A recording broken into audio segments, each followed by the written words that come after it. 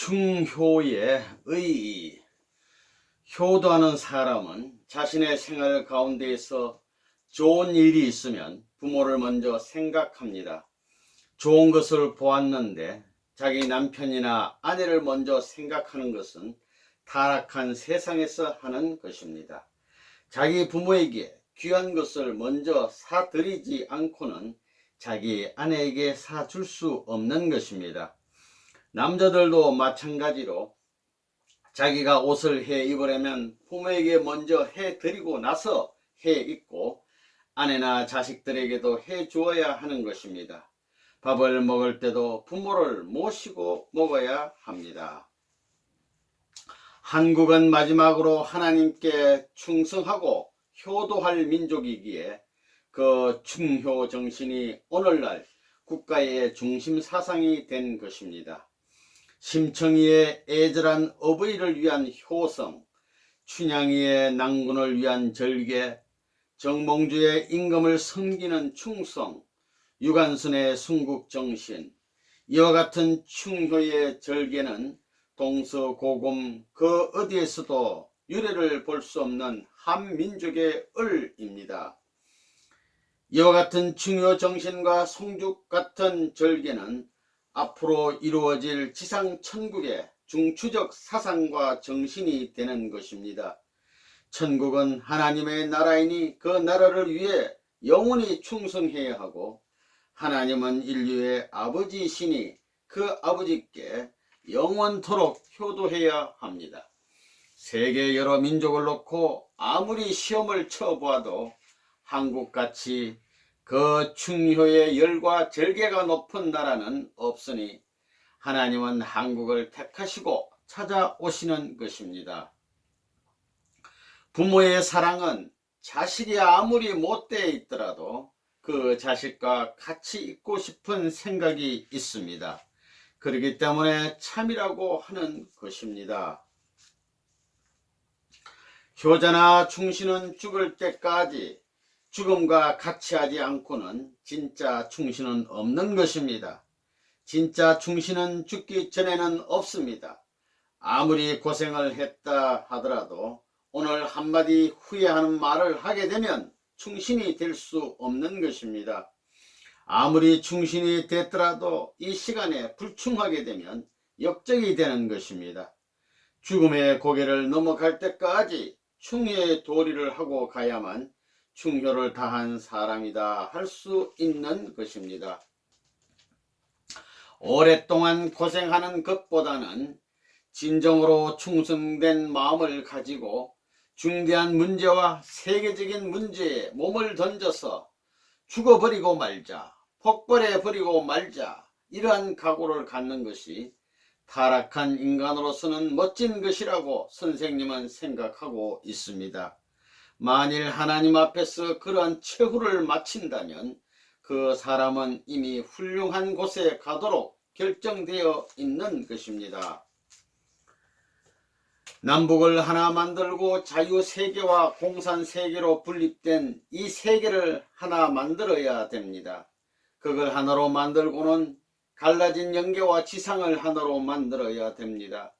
이걸 하나로 만들어 가지고 하나님을 해방해야 할 것이 아들의 이름을 가진 효자가 가야 할 길이라는 것을 알아야 됩니다.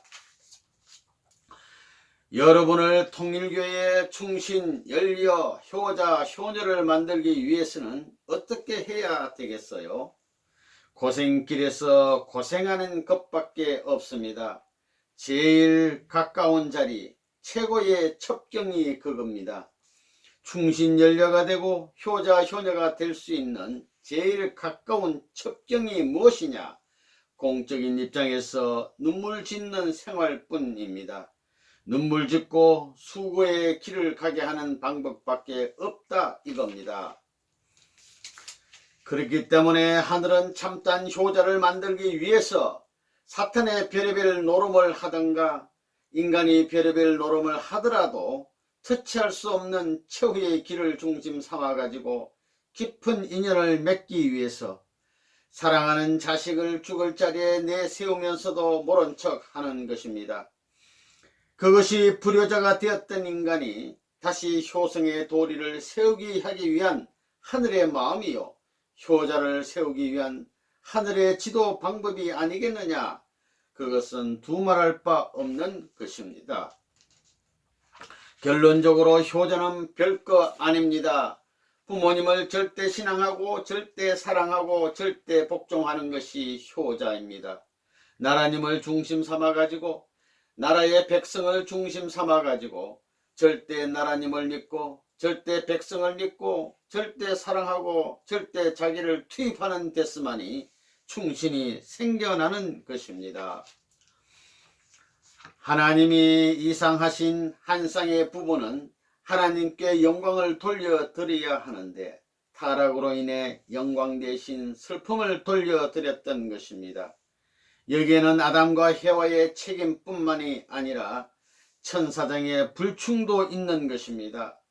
천사가 먼저 하나님께 충혜의 도리를 세워야 했는데 그 도리를 못하고 타락한 것입니다. 따라서 복귀 섭리는 충효열을 세우는 것입니다. 하나님 앞에 효자가 될 수 있는 때는 언제나 있는 것이 아닙니다. 효도할 수 있는 때가 죽은 뒤에 영계에서 만들어지는 것이 아닙니다. 영혼을 중심 삼고 볼 때 지극히 짧은 기간, 똑딱하는 순간과 같은 이 일생 동안에 하나님을 사랑했다는 조건을 세워야 되고 하나님 앞에 효도했다는 조건을 세워야 된다는 것입니다. 또한 우리가 살아생전에 하나님 앞에 절대 필요한 아들이라는 결정도 지어야 됩니다. 우리가 살아생전에 그런 것들을 해야 한다는 것입니다. 예수는 타락권 내에 있는 인간들의 모든 악의 요소를 제거시켜 주기 위해서 천적인 사랑과 천적인 인내, 천적인 충성을 강조했던 것입니다. 이것들이 천국의 이념을 달성시킬 수 있는 실천적인 이념인데 오늘날 여러분의 마음에 이런 그리스도의 사랑이 있습니까? 또 인내와 충성심이 있습니까? 예수는 하나님의 심정을 대신하여 현현하신 사랑의 화신체였으며 서러운 골고다의 길에서도 만민의 고통을 염려하신 인내의 주인공이었으며 역사상의 어느 누구보다 하늘에 대해 충성했던 충성의 대표자였습니다. 예수는 하나님의 뜻을 세울 수 있는 충의 도리를 다 했습니다. 죽음길을 가면서도 만민을 대신하여 천륜의 사명과 책임을 다하겠다고 했고 내 아버지여 만일 할만하시거든 이 잔을 내게서 지나가게 하옵소서. 그러나 나의 원대로 마옵시고 아버지의 원대로 하시옵소서라고 하면서 충혜의 도리를 세웠던 것입니다. 그러기에 예수는 죽었다 할지라도 그 정성의 기준은 사탄이 점령할 수 없는 것입니다. 그리하여 예수가 영적으로 부활함으로 말미암아 영적 이스라엘의 기준을 만들어 놓았던 것입니다.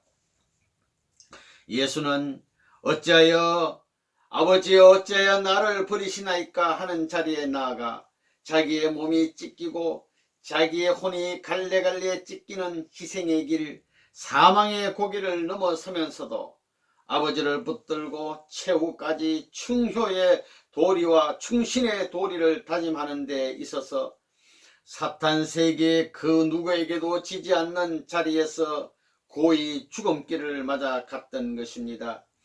예수가 그 자리에서 사탄 세계에서 죽어간 어떤 사람보다도 더 위에 설 수 있었던 그 조건이 무엇이냐? 원수를 대해서 복을 빌었다는 사실, 그 조건을 중심 삼고 사탄이 그 이상 침범할 수 없는 방패막이로서 결정을 받다는 것입니다. 하나님은 예수를 사랑하고 예수는 하늘을 사랑했기 때문에 사랑을 중심 삼아 가지고 부활의 고난을 일으켜 부활하게 된 것입니다. 예수는 어려서부터 하나님이 기뻐할 수 있는 자리에서 이스라엘 민족의 모심을 받아야 했고 하나님 앞에 택감받은 이스라엘 백성은 충효의 도리를 다해야 하는 입장이었습니다. 그러나 이스라엘 민족이 그러한 사명을 못했기 때문에 그것을 전부 복중교를 중심 삼고 이스라엘의 성리적 입장을 재생하여 그 일을 다시 추진시켰던 것입니다. 본래 요셉과 마리아가 예수가 하나님이 보내신 참다운 아들이요 하나님의 왕자요 또한 만민의 메시아라는 것을 알았다면 그가 태어난 그날부터 하나님의 왕자로 모셨어야 되는 것입니다. 매일같이 예수께 경배해야 됩니다. 만왕의 왕이요 길이길이 온 천주를 지배할 수 있는 하늘의 주권자로 오신 분이기 때문에 예수가 태어난 그날부터 요셉과 마리아는 그에게 정성을 다하고 충효의 도리를 다하여 모셔야 했던 것입니다. 인간적으로 보면 자기 아들 앞에 충효의 도리를 다해야 된다는 법이 어디 있어요. 그러나 천법으로는 그래야만 되는 겁니다.